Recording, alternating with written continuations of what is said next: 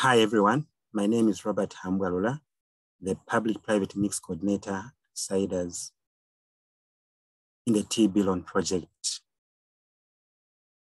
And I would love to also acknowledge my co-authors, that is Dr. Kaguie, Mwaha, and the rest.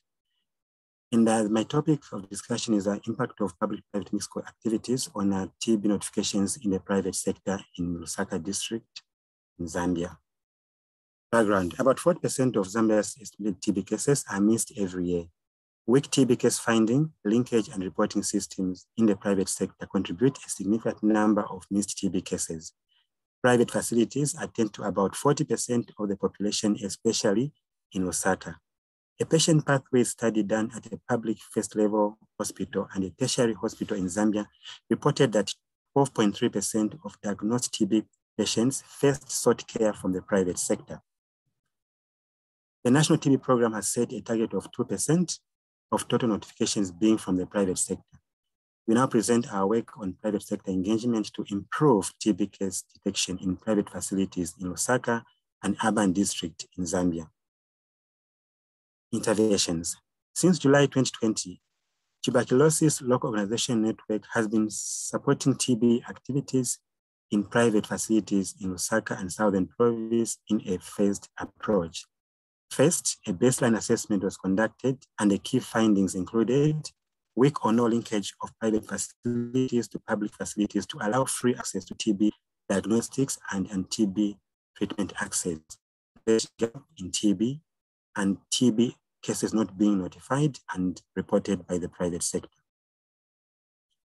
Between July 2020 and September 2021, we supported 10 private facilities in Lusaka district. Interventions included strengthening linkage of private facilities to public facilities to allow free access to TB diagnostics and TB treatment access, capacity building on TB through orientations and mentorship, and provision of recording and reporting tools and job aids. The results.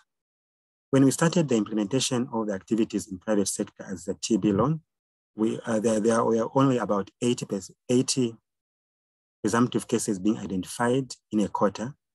Like we can see in the quarter April to June 2020, only 80 cases of presumptive were identified, going to 126, 187, 258, 787, and 640.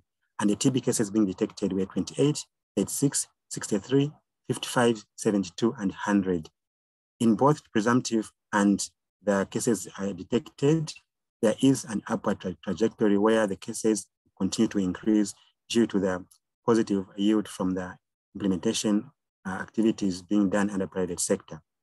And the contribution to the total notifications has been 1.5%, 1.2, then 1.6, 1.4, and then went up to 1.9 and beat the NTP target of 2% to 2.7%, showing a positive yield from the implementation of our activities under private sector engagement.